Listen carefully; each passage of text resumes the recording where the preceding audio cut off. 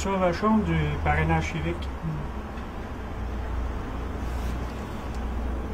Un instant, monsieur.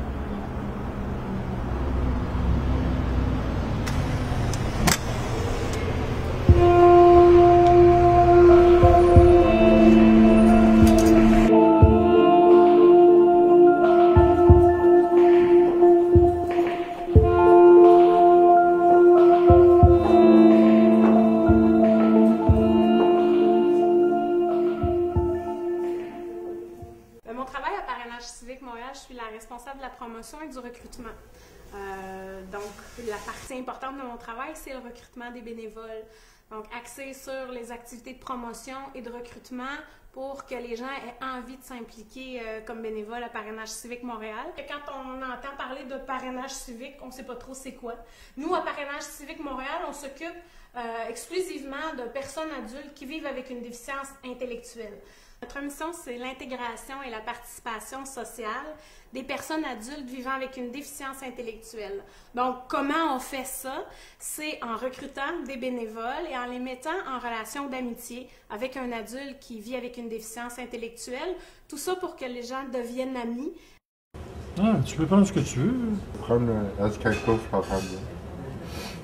Ok, on peut appeler le... J'appelle la demoiselle, mon ami? Ouais, tu peux appeler la demoiselle. Oui. Ou tu peux appeler les pompiers. J'appelle. Ben, mon emploi, moi, je viens de quitter Bell Canada. J'ai pris une retraite de Bell Canada. Et j'ai une petite compagnie où je fais de la réparation, installation de petits systèmes pour PME. Merci. Bon appétit. Ah, ma chaussette. Hein? On a une belle assiette. Bon appétit, mon ami. Merci, mon ami. Bon, on va s'installer tranquille. Ah oui, je t'ai mis, je te parle de 67. Je suis arrivée au Québec il y a 9 ans. Du fait que j'avais j'avais pas de famille, pas d'amis, je sentais quand même un vide.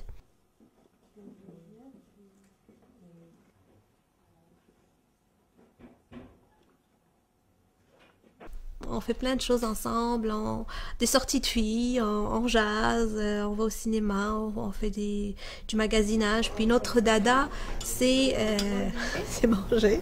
Servi avec pommes de terre. Tu as des tortillas, choix de frites maison aux salades. Puis tu as des omelettes. Des omelettes.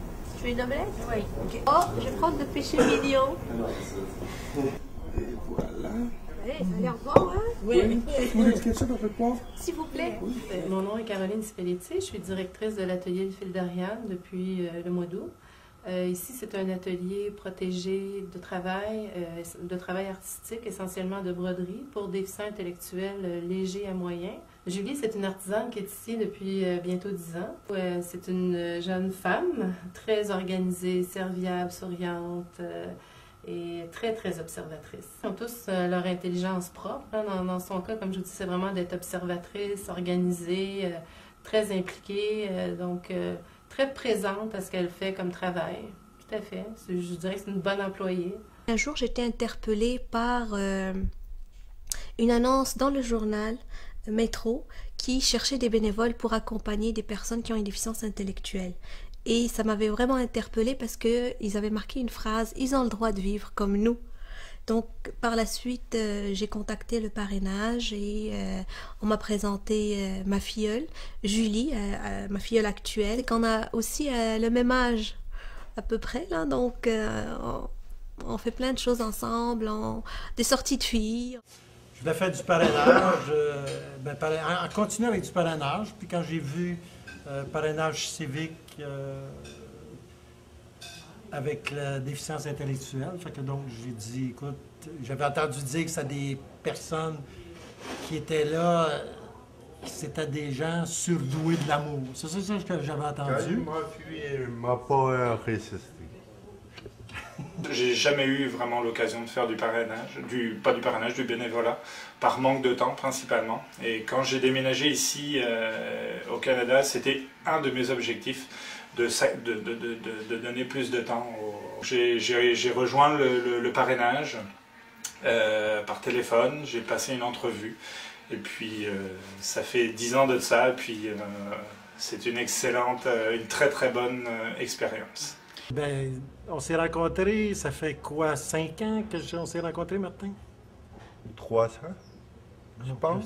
T'es sûr, 3 ans? Ben non, ça fait au moins 5 ans. On était supposé de fêter notre 5e anniversaire. C'est comique parce que c'est ici qu'on est venu la première fois, c'est dans ce restaurant-là qu'on s'est rencontrés. C'est beau tes cheveux comme ça, j'aime ça. Ils sont arrangés, hein? Ouais. Ça te va bien. Oh, merci. Si on revient à ton voyage, là, tu ne sembles pas avoir fait beaucoup de choses. Est-ce que tu m'as acheté un cadeau pour moi? Ah ouais? T'as pas le bon chandail ce soir, hein? Hein? T'as le chandail de Pittsburgh et puis Ouais. Caroline et puis le Canadien qui joue. Oh oh! Belle occasion là. Il y a personne dans le filet, regarde. Il n'y avait pas un joueur. Il va falloir que tu aies joué pour eux. Ils jouaient comme Toronto. Ouais, c'était à Havane. T'étais à La Havane. C'était beau. OK. La capitale, ça? Ouais, la capitale. As-tu fumé des cigares? Là? Non. T'as pas fumé ton père? Ouais. Ouais, quand tu sais, là, la dernière fois quand on a gagné le prix pour aller au spa, là, on devrait refaire ça. Hein? Ouais, si tu veux. On pourrait aller au Sky Spa ou aller à une autre place. Ouais. Il est jeune encore. Lui, je te parle, il est jeune, lui ici, c'est comme fou. 53 ans? Non, mais c'est un jeune. C'est un jeune. Je connais pas les joueurs de la Caroline à part Spacek, là. Tu sais, le... Spacek, celui qui jouait à Montréal avant. Là. Il est jeune. Mais Michel, c'est plus... Moi, je suis passé au-delà de la relation parrain-filleul. Moi, Michel, c'est un ami. C'est pas mon filleul, c'est un ami comme mes amis que j'ai dans la région de Valleyfield ou comme je suis à Montréal. Donc, pourquoi je ne passerai pas du temps avec Michel? Martin, il n'y a pas de masque. Tu sais tout de suite comment il est, tu sais tout de suite son cœur. Il était un petit peu gêné au début, mais après ça, c'était... Enfer. L'enfer, c'est nous deux. Fait que, donc, je pense qu'il y a des gens qui disent qu'on a un peu un genre d'humour au 2e degré, où c'est qu'on aime ça déconner, un peu... Un peu comme Dominique et Martin. Dans l'absurde. Il y a une belle empathie, c'est quelqu'un qui va vers les autres, qui aime aider, puis qui... écoute, c'était une personne avec un cœur gros comme la terre. C'est une personne sentie. Agréable.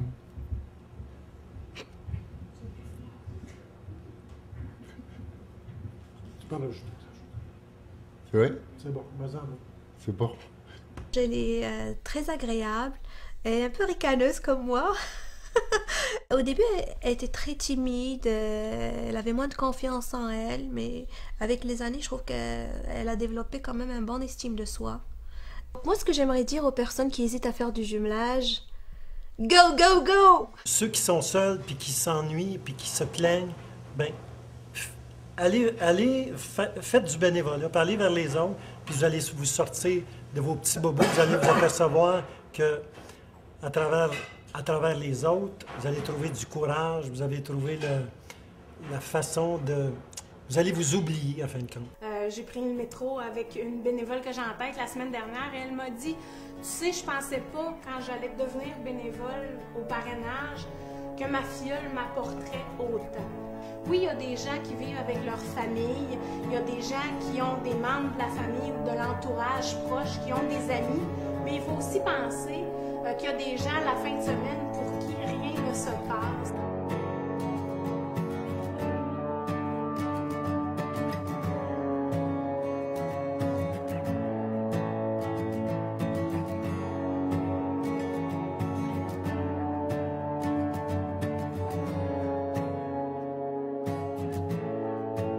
Le parrainage civique, ce que ça m'a apporté vraiment, c'est que ça m'a permis de garder les pieds sur terre, parce que dans nos vies, tout le monde, on est tous débordés et on prend le temps de pas vraiment apprécier les choses simples. Toi et moi, si on va au cinéma ou si on va faire une journée de shopping, à la limite c'est quelque chose d'assez basique. Michel, juste le fait de sortir de son appartement, d'aller prendre une marche dans le Vieux-Port, boire un café ou même d'aller voir un film, entre guillemets, ça fait sa journée. Ce que m'a apporté le parrainage civique, puis surtout ma relation avec ma filleule Julie, ça a vraiment apporté beaucoup de choses parce que ça a changé, si je puis dire, le parcours de ma vie. Et quand j'ai commencé à faire du bénévolat, avec Julie, je me suis dit, ok, c'est vraiment, j'aime être en contact avec des personnes qui ont une déficience intellectuelle. Et là, j'ai commencé à voir c'est quoi la formation qu'il faut avoir et j'ai décidé d'aller faire un DEC en éducation spécialisée. Et par la suite, j'ai eu le goût d'avoir une famille d'accueil. Donc actuellement, j'héberge 4 personnes qui ont une déficience intellectuelle ou un trouble envahissant du développement à la maison. Là, 1 heure, on a la pratique des super rigolos. Oui, je me rappelle derrière. Moi non. T'oublies pas, donc Michelin, dimanche, on a les super rigolos. Hein? Ouais. La répétition. Ah, je sais que je m'en rappelle. À 1 heure. Ouais, c'était au début. 4h30. En fait, les Super Rigolos, c'est un projet qui a démarré il y a 7 ans. On a des parrains qui nous ont demandé, qui nous ont dit, nous, on aimerait ça faire quelque chose de différent avec nos filleuls et s'impliquer plus que 5 heures par mois.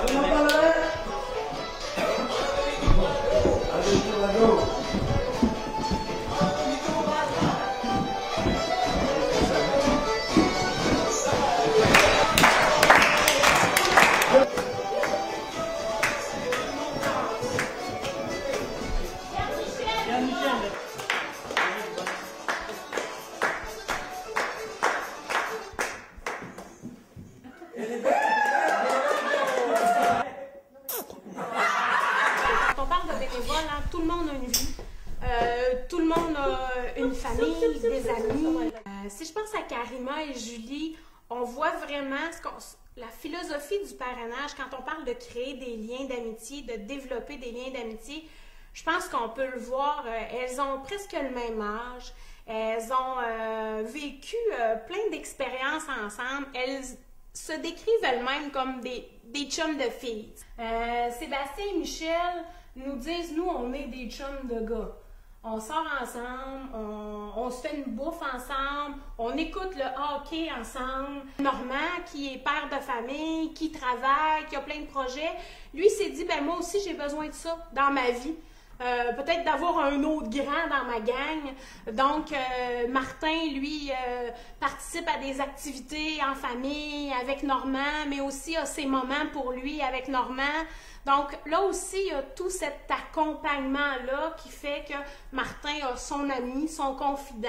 Puis je pense que c'est ça qui fait la beauté de ces 3 jumelages-là et des 60 autres que j'aurais pu vous présenter. La réalité, c'est une des belles histoires d'amis, de relations d'amitié, de jumelage. Et la réalité, c'est la réalité de la liste d'attente. Donc, la réalité d'avoir presque chaque année une quarantaine de personnes filleules qui sont en attente d'avoir un bénévole. Aujourd'hui, on a, oui, peut-être 40 personnes en attente d'un jumelage. Par contre, ces gens-là vont attendre peut-être 6 à 8 mois avant d'avoir un bénévole. Écoute, ça fait, je pense, 2 ans que je suis là. Ça prend du temps, oui, de trouver un parrain parce que on s'attend à beaucoup d'attentes. Fait que c'est sûr que là, tu es sur la liste d'attente et tout ça, puis t'attends. Mais ça prend du temps. C'est vrai, quand je vais rencontrer des gens pour parler du parrainage, je leur demande généralement s'ils ont eu un beau week-end ou quels sont leurs projets pour la fin de semaine à venir. Donc là, les gens me disent « Ah, moi j'ai joué au golf, je joue aux cartes avec des amis, j'ai fait ceci, j'ai fait cela en famille avec les amis. » Et moi, je leur dis « Ah, moi j'en ai pas d'amis. Moi, j'ai rien fait cette fin de semaine. La fin de semaine passée, c'était ma fête, il n'y a personne qui m'a appelé. » Et là, il y a comme un silence. Et je leur dis que pour plusieurs personnes qui vivent avec une déficience intellectuelle, c'est leur réalité au quotidien. Ça va être leur fête, ils n'auront pas de carte, ils n'auront pas d'appel. Ils auraient envie de faire une sortie le vendredi, mais ils sont tout seuls. Ils vont peut-être, pour certains, préférer rester à la maison. Et je leur dis, est-ce que vous pouvez imaginer imaginez votre vie sans amis, sans amitié? Je pense que la réponse vient d'elle-même. Alors, c'est pour ça que c'est important pour nous de travailler pour avoir des bénévoles, pour que ces gens-là deviennent des amis de nos personnes.